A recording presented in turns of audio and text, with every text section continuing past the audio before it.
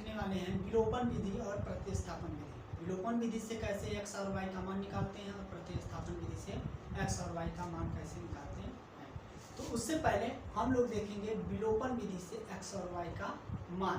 ठीक, पहले नंबर तो ये जान लीजिए, कभी भी विलोपन विधि और विस्थापन विधि प्रतिस्थापन विधि का अगर जो सॉल्व लगाना होता है तो दो समीकरण चाहिए। एक समीकरण से विलोपन विधि और प्रतिस्थापन विधि नहीं लग सकता।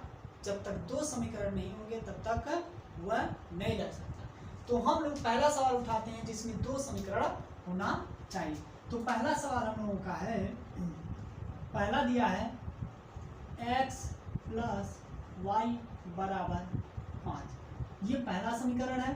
दूसरा समीकरण दिया गया है आपका 2x माइनस 3y बराबर 4, ये हमारा पहला समीकरण और ये हमारा दूसरा समीकरण। दो समीकरण रहेगा तभी जाके x और y का मान हम लोग निकाल सकते हैं, अन्यथा नहीं निकाल सकते हैं। तो देखा जाए पहले नंबर तो हम देखते हैं विलोपन विधि से कैसे इसको हम सॉल्व करेंगे। ठीक है, तो यहाँ पर हम लिख देते हैं विलोपन विधि। क्या लिखेंगे? विलोपन विधि। विलोपन विधि। अब देखते हैं पहले नंबर तो ये देख लीजिए विलोपन विधि में क्या होता है। विलोपन विधि में हम ये देखते हैं कि अगर जो x का मान पहले समीकरण का और दूसरे समीकरण में x का मान दोनों में अंक और मतलब चर और अचर दोनों क्या होने चाहिए? बराबर होने चाहिए। किसी भी एक पद जो होना चाहिए वह क्या होना चाहिए? बराबर होना चाहिए। यानी कहने का मतलब है अगर जो यहाँ पर x है तो यहाँ पर भी x होना चाहिए। अगर जो x नहीं है यहाँ पर 2x है तो यहाँ 2x होना चाहिए। यानी कोई एक मान बराबर होना चाहिए। अगर जो नहीं होता है बराबर तो हम उसको बराबर करते हैं।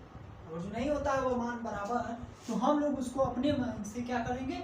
बराबर करेंगे। अब देखते हैं कैसे बराबर किया जाए। देख लीजिए, अगर जो यहाँ पर 2x है माइनस 3y बराबर 4 है और यहाँ पर x प्लस वाई बराबर 5 है, तो अगर जो हम इस समीकरण में पहले वाले समीकरण में दो का अगर जो गुणा कर दें तो यहाँ 2x हो जाएगा, जो कि ये 2x मान इस 2x से बराबर हो जाएगा। अब हम इसको सॉल्व कर सकते हैं, यानी लिखेंगे समीकरण इसको हम मान लेते हैं समीकरण 1 मान लेते हैं और इसको समीकरण 2 मान लेते हैं। तो समीकरण 1 में क्या करेंगे? 2 से गुणा करने पर, समीकरण 1 में 2 से गुणा करने पर, अब देखिए समीकरण 1 हमारा दिया है x प्लस वाई बराबर 5 दिया है। तो जब इसमें हम 2 से गुणा करेंगे तो टोटली यानी x में भी करेंगे, y में भी करेंगे और 5 में भी करेंगे, यानी बराबर के उस साइड भी करेंगे। ऐसा नहीं है कि मात्र x भर में करेंगे। x भर में करेंगे तो गलत हो जाएगा। तो हम क्या करते हैं, ये हो जाएगा हमारा 2x और प्लस 2y और बराबर ये 2 बचे 10। ये हमने 2x का गुणा कर दिया। अब देखिए 2x यहाँ पर भी है और 2x यहाँ पर भी है। ठीक, अब इसको हम क्या कर सकते हैं, इसको इसके नीचे लिख सकते हैं, यानी 2x और माइनस 3y और बराबर 4। ये हो गया हमारा समीकरण। अब देखिए पहला नंबर तो एक चीज और ध्यान दीजिएगा, अब अगर जो यहाँ पर प्लस होता है यहाँ पर प्लस होता है, दोनों जगह प्लस प्लस होता है तो लिखते हैं घटाने पर। अगर जो एक जगह प्लस है एक जगह माइनस है तो लिखेंगे जोड़ने पर। तो यहाँ हम क्या लिखेंगे? घटाने पर। क्या लिखेंगे? घटाने पर। तो घटाने पर क्या करेंगे? घटाने में क्या होता है? अपोजिट चिन्ह, यानी अगर जो यहाँ प्लस है तो ये क्या हो जाएगा? माइनस। यहाँ माइनस है तो ये क्या हो जाएगा? प्लस। और यहाँ प्लस है तो माइनस। यानी ऊपर वाले चिन्ह के को हम नहीं देखते हैं, हम नीचे वाले चिन्ह को देखते हैं। यानी यहाँ का चिन्ह देखिए, यहाँ प्लस है तो माइनस, यहाँ माइनस है तो यहाँ प्लस और यहाँ प्लस है तो माइनस। अब क्या हो जाएगा? ये दोनों क्या हो जाएंगे? कट जाएंगे, बचेगा ये 3y और 2y। तो अब देखिए 3y और 2y दिया है तो ये प्लस वाला चिन्ह लेंगे, माइनस वाला तो अब हट जाएगा। क्यों? क्योंकि यहाँ पर जो प्लस लगा है वो वह काम करेगा। तो 3 और 2 कितना होता है? 5y बराबर। अब यहाँ माइनस है और यहाँ प्लस है तो 10 में से 4 जाएगा प्लस माइनस। प्लस माइनस क्या होता है? माइनस होता है। तो 10 में से 4 जाएगा, कितना बचेगा? यानी हमारा बचेगा 6। कितना बचेगा? 6 बचेगा। अब यहाँ से अगर जो हम y का मान निकालें तो 6/5 आ जाएगा। क्या आ जाएगा? 6/5 आ जाएगा। अब y का मान पता चल गया, अब हमें याद क्या करना है, x का मान। तो हम क्या करेंगे, लिखेंगे समीकरण 1 में y का मान रखने पर, तो समीकरण 1 में y का मान रख दिया जाए, लिखा जाएगा समीकरण 1 में y का मान रखने पर, तो समीकरण हमारा एक ही है, दिया है समीकरण 1 x प्लस वाई बराबर 5 दिया है, हमें y की जगह 6/5 रखना है, तभी ना जाके x का मान आएगा। तो y की जगह हम रख देते हैं 6/5 और ये हो जाएगा 5। ठीक, अब क्या करेंगे, चर और अचर को एक साइड कर लेते हैं, यानी अक्षर वाला जो होता है उसे एक साइड और चर वाला अंक वाले को एक साइड। तो यहाँ पर x बार है तो x वाले को ही रखने दिया जाए, और इस वाले को जब हम उधर करेंगे तो ये प्लस है, उधर जाएगा तो माइनस हो जाएगा, और ये प्लस और ये हो जाएगा -6/5। ये हो गया। अब इसको क्या करते हैं, एलसीएम लेके सॉल्व करेंगे। यहाँ पर देख लीजिए, यानी x बराबर ये हो जाएगा 5 × 25 25 और -6/5, ये हो गया। अब देखिए 5 × 25 25 और 25 में से अब 6 घटा देंगे तो आ जाएगा आपका x का मान, यानी 25 में से 6 जाएगा तो कितना बचेगा, 19 बचेगा। कितना बचेगा, 19। तो ये आपका आ जाएगा 19/5, यानी x का भी मान पता चल गया और y क्या नाम है, ये y का मान भी पता चल गया और x का भी मान पता चल गया। ये होता है विलोपन विधि से। ठीक, अब देखते हैं हम लोग प्रतिस्थापन विधि से इसी सवाल को कैसे लगाते हैं। तो प्रतिस्थापन विधि देख लिया जाए। तो इसको हम मिटा देते हैं, प्रतिस्थापन विधि से अब देखा जाए।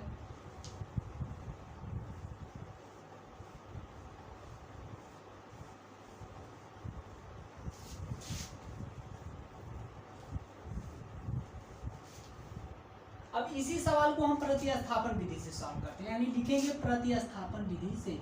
तो समीकरण, यानी इसको हम इधर लिख देते हैं x प्लस वाई बराबर 5, समीकरण 1 हो गया, और ये तो हो जाएगा 2x और -3y बराबर 4, ये समीकरण हम 2 मान लेते हैं। ठीक है, तो अब यहाँ लिखेंगे प्रतिस्थापन विधि। क्या लिखेंगे, प्रतिस्थापन विधि।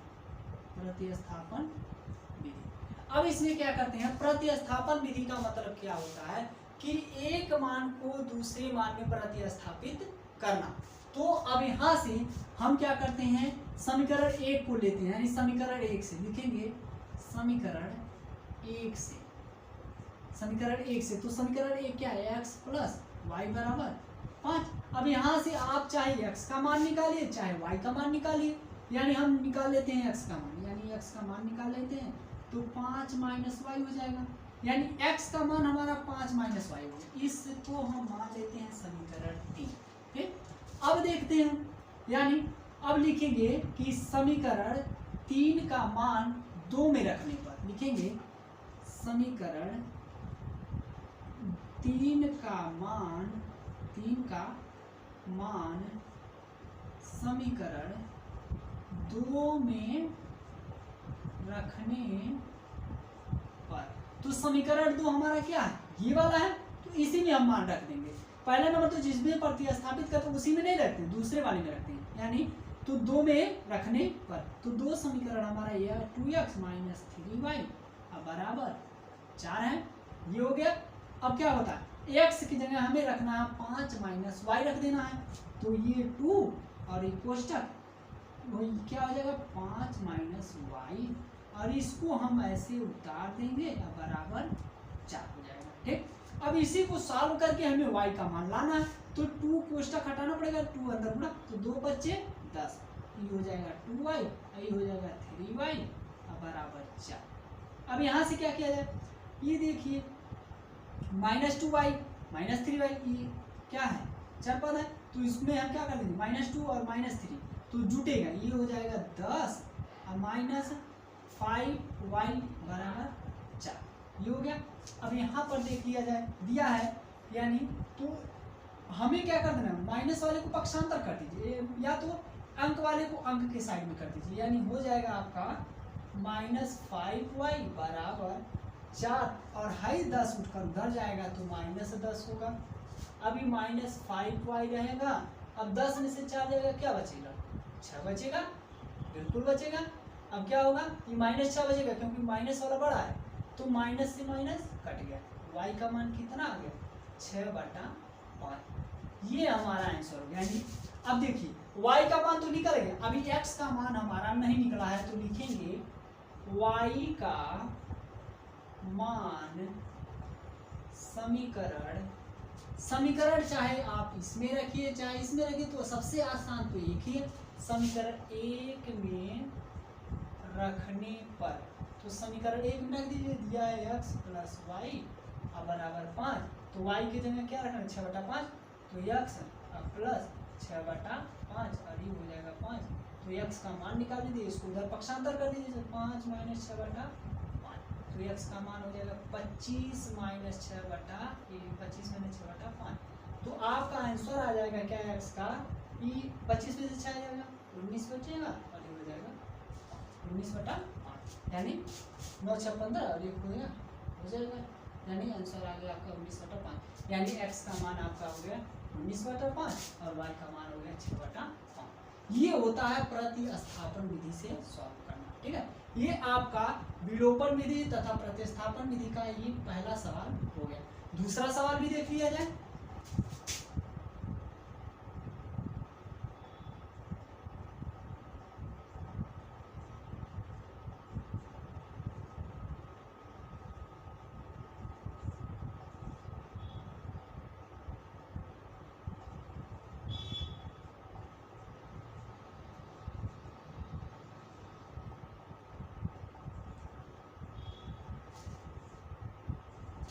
देख लिया जाए दूसरा सवाल। कौन सा सवाल? दूसरा सवाल। तो दूसरे सवाल में भी हम क्या करेंगे? पहले विलोपन विधि से, उसके बाद प्रतिस्थापन विधि से सॉल्व करेंगे। तो पहला नंबर हम किस विधि से सॉल्व करेंगे? विलोपन विधि से। किस विधि से? विलोपन विधि। तो लिखेंगे विलोपन विधि। क्या लिखेंगे? विलोपन विधि। तो अब देखिए विलोपन विधि से सॉल्व करना। तो विलोपन विधि में हम पहले ही आपको बताए हैं कि इन x और y के मान जो होते हैं समीकरण 1 और समीकरण 2 में कोई एक अंक बराबर होना चाहिए, यानी कोई दोनों समीकरण में अंक क्या होनी चाहिए? समान होनी चाहिए। अगर जो समान नहीं होता है तो उसको हमें समान करना पड़ता है। तो अब देखिए यहाँ 3x है और यहाँ 2x है, ये समान तो नहीं है। यहाँ 4y है, यहाँ 2y है, ये भी समान नहीं है। तो हम क्या करते हैं, अगर जो हम समीकरण 2 में 2 से गुणा कर दें तो ये 4y और ये 4y हो जाएगा। हो जाएगा कि नहीं 2 से गुणा करने पर? तो लिखेंगे समीकरण 2 में 2 से गुणा करने पर, क्या करने पर? गुणा करने पर। तो समीकरण 2 हमारा दिया है 2x - 2y = 2। तो अगर जो हम इसमें 2 का गुणा करते हैं तो आई हो जाएगा 4x, आई हो जाएगा 4y और बराबर ये भी हो जाएगा 4। हमने 2 का गुणा कर दिया। अब नीचे लिख देते हैं हम पहले वाले समीकरण को, यानी ये हो जाएगा 3x प्लस 4y बराबर 10। ये हमने सॉल्व किया। अब हम पहले ही आपको बताए हैं, अगर जो देखते हैं जो समान दिखता है उसमें अगर जो प्लस माइनस पहले से ही है तो लिख देंगे जोड़ने पर। अगर जो प्लस माइनस नहीं है तो लिखेंगे घटाने पर, तब वहां पर आप चीजें क्या करेंगे? परिवर्तित करेंगे। लेकिन यहाँ पर देखिए, यहाँ पर माइनस और प्लस पहले से ही है तो हमें घटाने पर लिखना ही नहीं है, लिखना है जोड़ने पर। क्या लिखेंगे? जोड़ने पर। जोड़ने पर। तो जोड़ने पर क्या होगा? जब जोड़ेंगे तो हाई दोनों कट जाएंगे और ये तो जुट कर आ जाएगा 4 3 7x, आई हो जाएगा 10 4 14 हो गया। अब यहाँ से x का मान निकाल लीजिए, तो ये 14, आई 7 उधर जाएगा तो भाग कर देगा, 7 × 9 7, 7 × 14, यानी x का मान आपका कितना आ गया? 2 आ गया। x का मान पता चल गया। अब हमें किसका मान ज्ञात करना? y का मान ज्ञात करना। तो x का मान चाहे 1 में रखिए चाहे 2 में रखिए, तो हम क्या करते हैं? x का मान हम पहले में रख देते हैं, यानी लिख दें x का मान समीकरण 1 में रखने पर। तो एक हमारा ये दिया है 3x प्लस 4y बराबर 10, यही है। अब x की जगह हमें 2 रखना है तो हमने यहाँ 2 रख दिया एक्स आई 4y ऐसे ही रहेगा, 10 ऐसे ही उतार देंगे। अब यहाँ से 3 दूना 6 अब प्लस 4y अब बराबर 10। यहाँ से हमें क्या करना, 4y का मान निकालना है। तो यहाँ पर देख लीजिए, तो ये हो जाएगा 4y अब बराबर 10, 10 अपने जगह 4y अपने जगह, लेकिन इसको क्या करना, पक्षांतर करना बराबर की उस साइड। तो ये प्लस में तो उधर जाएगा तो माइनस हो जाएगा। अब यहाँ से 4y और 10 में से 6 जाएगा तो कितना बचेगा, 4 बचेगा। और y का मान निकालना है तो 4 यहाँ पर बुरा है तो उधर जाएगा तो भाग करेगा तो 4 से 4 कट गया, y का मान कितना आ गया ये। यानी ये आपका विलोपन विधि से x का मान और y का मान आपका आ गया। एक चीज और ध्यान दीजिए, और चेक करना होता है सही है कि गलत है, तो इसी मान को, दोनों मान को किसी एक समीकरण में रख दीजिए, आंसर जो आ जाएगा वही आपका क्या हो जाएगा। अगर दोनों बराबर आ जाता है तो मान आपका सही है। जैसे कि अगर हम यहाँ 2 दूना 4 और 2 अगर हम 4 में से 2 घटा दे 2 ही आ जाएगा। चेक करने के लिए, जैसे चेक करने के लिए लिख दें, चेक करने के लिए, चेक करने के लिए।